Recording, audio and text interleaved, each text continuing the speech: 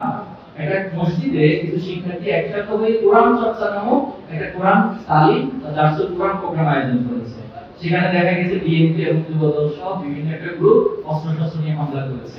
এটা আমাদের জন্য খুব লজ্জাকর একটা বিষয়। তারা ভেবেছিল এটা করার পর সারা বাংলাদেশের মধ্যে আমরা মেসাকার করে দিব, আমরা একটা বিজ্ঞানী একটা মানে মেসাকার করে সেখানে ভিন্ন কিছু করে দিব। না, আসলে বিষয়টা তা না।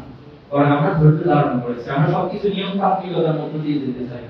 আমরা পুলিশের কাছে অভিযোগ করেছি, আশা করি সরকার এবং আইনানুগ সেটা ব্যবস্থা নেবে। কিন্তু দুঃখের বিষয় হচ্ছে গত 15 বছর আমরা দেখেছি 2024 সালে ঢাকা বিশ্ববিদ্যালয়ে যখন প্রোয়াক্টিভ রমাদান আয়োজন করা হয়েছে, সেখানে ছাত্রলীগ এসে হামলা করে আমাদের ভাই এবং বোনদেরকে রক্তাক্ত করেছে।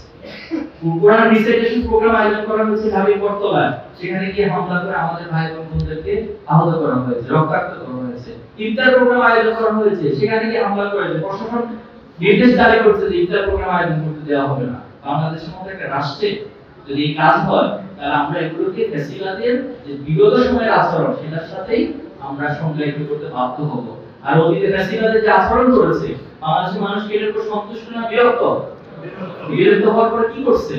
হাসিনার পতন ঘটিয়ে তাকে এখান থেকে পালিয়ে যেতে বাধ্য করা হয়েছে। সে পালিয়ে চলে গেছে এখান থেকে। তো এরকম একই কাজ যদি ভবিষ্যতে কেউ করে, তাহলে কি আমরা প্রজন্ম বসে থাকবো?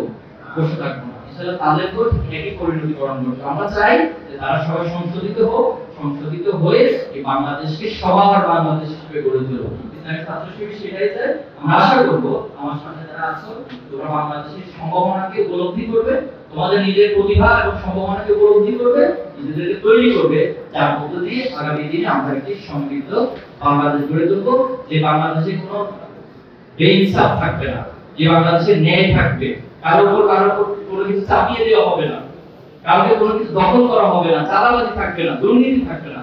এমন একটা বাংলাদেশ গড়তে হলে তোমাদেরকে প্রয়োজন। তোমরা যদি উদ্যোগী হও, তোমরা যদি সামনে এগিয়ে আসো, আমি বিশ্বাস করি আমরা সকলে মিলে সেই বাংলাদেশ গড়ে তুলবো ইনশাআল্লাহ। তোমাদের সবাইকে অনেক অনেক ধন্যবাদ। তোমাদের জন্য আগামী দিনের সম্ভাবনাগুলো অনেক বেশি সমৃদ্ধ হোক এবং তোমরা তোমাদের স্বপ্নের যে লক্ষ্য সেখানে পৌঁছার তৌফিক আল্লাহ তাআলা দান করুন। আমিন। আসসালামু আলাইকুম।